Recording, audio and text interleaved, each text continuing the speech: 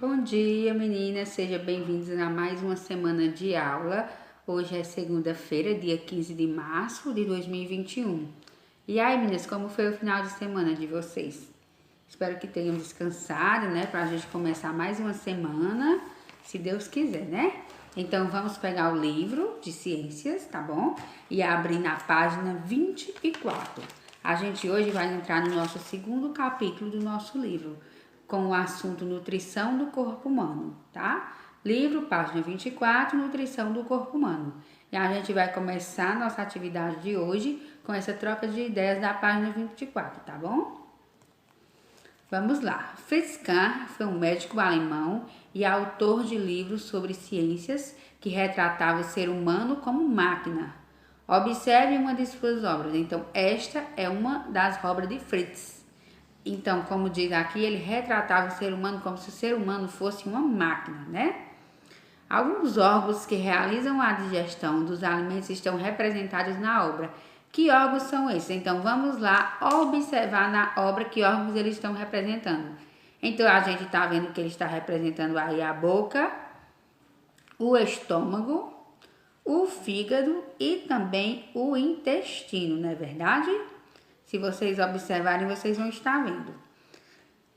Que sistema do corpo humano realiza o processo de digestão? Então, esse foi estudado lá no quarto ano, o nome desse sistema que realiza esse processo, né? O nome dele é o sistema digestório. Então, é um tema que já foi abordado lá no quarto ano, né? Então, é o sistema digestório. A gente vai estudar hoje sobre um pouco da digestão, um pouco sobre também o nosso sistema digestório. Então, coloquem aí na página 25 do livro de vocês, meninas. Digestão. Você já estudou que os alimentos são formados por nutrientes que exercem diferentes funções em nosso organismo, como o fornecimento de energia e renovação celular. Para que os nutrientes possam desempenhar suas funções, os alimentos que ingerimos precisam passar por um processo de transformação dentro do organismo. Esse processo chama-se digestão e ele é realizado pelo nosso sistema digestório. O sistema digestório é formado pelo tubo digestório e por órgãos anexos. Os órgãos que formam o tubo digestório são boca, faringe, esôfago, estômago, intestino delgado e intestino grosso.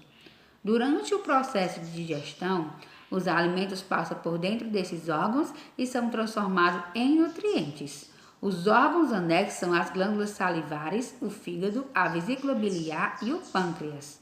Eles produzem ou armazenam substâncias que auxiliam no processo de digestão. O processo de digestão inicia-se na boca. Então, por onde inicia-se toda essa digestão é pela boca. Começa tudo por aqui, tá bom? Nesse órgão, o alimento já começa a se transformar, sendo quebrado em pedaços menores por meio da mastigação. Após ser engolido, o alimento é conduzido pelo esôfago até o estômago, de onde passa para o intestino delgado e depois para o intestino grosso. É nesses órgãos que a maior parte do alimento é transformada em nutrientes que poderão ser aproveitados pelas células do corpo. Os resíduos do alimento que não são aproveitados pelo corpo são eliminados em forma de fezes. E do lado da página 25, temos aí a representação esquemática do nosso sistema digestório. Observem aí, tá bom? Acompanhe em detalhes as etapas do processo de digestão dos alimentos no sistema digestório. Então, vamos lá. Primeiro, ele começa pela boca, né? Como eu já falei. É por meio da boca que o alimento entra no tubo digestório. Nesse órgão, o alimento é triturado pelos dentes, umedecido pela saliva e movimentado pela língua, transformando-se em uma massa pastosa. 2. Na faringe, órgão que conduz o alimento da boca para o esôfago. Tá bom? Glândulas salivares produzem a saliva que umedece o alimento e inicia o processo de digestão dos carboidratos presentes nos alimentos. 3. Esôfago, órgão que conduz os alimentos até o estômago por meio de movimentos Peristálticos, que são contrações que empurram o alimento para baixo. Fígado, órgão que produz a bile, substância que facilita a digestão dos lipídios presentes nos alimentos. 4. Estômago. Ao chegar ao estômago, a parte proteica do alimento é digerida pelo suco gástrico, uma substância ácida produzida nesse órgão. Os movimentos peristálticos deslocam o alimento para o intestino delgado. Vesícula biliar, órgão que armazena a bile produzida pelo fígado, liberando o intestino apenas no momento da digestão. Pâncreas, órgão que produz o suco pancreático, que auxilia na digestão das proteínas e dos carboidratos presentes nos alimentos. Intestino delgado. Nesse órgão, o restante do alimento que não foi digerido no estômago recebe substâncias digestivas produzidas pelo próprio intestino, pelo fígado e pelo pâncreas. O processo de digestão termina e os nutrientes resultantes da quebra do alimento são absorvidos, passando do intestino delgado para o sangue, que os conduzem até as células do corpo. A parte do alimento que não é aproveitada é empurrada pelos movimentos peristálticos até o intestino grosso. Intestino grosso, o órgão que realiza a absorção da água e a transformação da parte do alimento que não foi aproveitada em fezes. As fezes são eliminadas do organismo pelo ânus. Então, essa está toda a representação em detalhes, do processo de digestão dos alimentos. Então, ele leva esse processo todo para fazer a digestão, tá bom?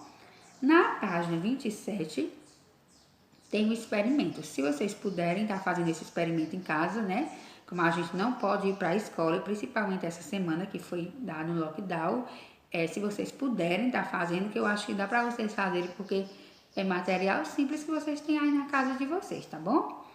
Como a mastigação auxilia no processamento da digestão? Será que é tão importante assim mastigar bem os alimentos?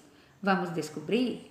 Então, eu vou dizer quais são os materiais que vocês vão estar utilizando para fazer esse experimento. 2 copos transparentes com água, 2 comprimidos efervescentes, colheres de sopa e folhas de papel. Como é que vocês vão fazer? Com a ajuda da colher, triture um dos comprimidos sobre a folha de papel. Mantenha o outro comprimido inteiro. Então, pega o primeiro comprimidinho, quebra todinho em cima da folha de papel. E o outro comprimido deixa lá inteiro. Coloque os 2 comprimidos triturados inteiro nos copos com água ao mesmo tempo. Então, nesse copo de cá, coloca o triturado e nesse outro copo o inteiro, mas coloca os 2 ao mesmo tempo, não os 2 no mesmo copo, um nesse copo e um no outro copo, tá bom? Cada comprimido em um copo. Observe o que acontece com os comprimidos e depois vão responder às questões propostas a seguir. Então, faça esse experimento, observem, batam foto, mandem para mim e resolva, tá bom? Essa é ciência em ação. E agora vamos para a página 28, fazer a leitura do texto, a incrível conexão cérebro e intestino. Eu vou lendo aqui e vocês vão acompanhando da casa de vocês, tá bom? O coração, o fígado e os rins, que nos perdoe, mas não há algo mais fascinante que o intestino. O intestino tem neurônios e aloja trilhões de bactérias, boa parte delas envolvidas em processos cruciais ao organismo. E você pensando que ele era um longo tubo por onde a comida passa.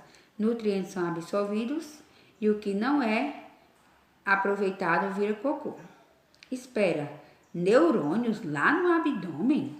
Sim, falando das mesmíssimas células que constituem o cérebro. O intestino tem cerca de 500 milhões delas.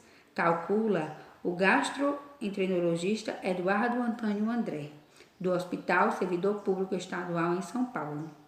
É menos que a massa cinzenta, que tem bilhões, mas o suficiente para formar um sistema nervoso próprio, responsável por coordenar tarefas como a liberação de substâncias digestivas e os movimentos que estimulam o bolo fecal a ir embora. Há um terceiro elemento que interfere nessa conexão. A cada vez mais estudada a flora intestinal, microbiota para sermos corretos. O intestino carrega cerca de 100 trilhões de bactérias, quantidade de vezes superior ao número de células do corpo. A microbiota tem papel decisivo na manutenção da saúde. Ela auxilia a digerir alimento e a nos proteger de infecções. explica a microbiologista Regina Domingues, da Universidade Federal do Rio de Janeiro. A princípio, nossa relação com essas bactérias é pacífica e proveitosa para os dois lados. Elas conseguem obter nutrientes necessários para sobreviver e, em troca, regulam o nosso organismo. E lá na página 29, está pedindo para vocês responderem com base no texto, responda as questões propostas. Porque o intestino é considerado um órgão tão fascinante? Quais são as funções dos neurônios presentes no intestino? E qual é o papel das bactérias na manutenção de nossa saúde? Então, essas 3 questões vocês vão estar resolvendo no caderno de vocês. E depois vocês vão resolver a página 29, a página 30 e a página 31, como atividade de sala. E o experimento fica como se fosse atividade de sala. Então, resolvam a atividade, tá bom? Me mandem foto. Se tiverem dúvidas, me chamem, mas não deixem de estar me mandando as fotos para eu poder estar acompanhando vocês, tá bom? Então, tchau, tchau e até na nossa aula de artes. Um beijo e tchau, tchau.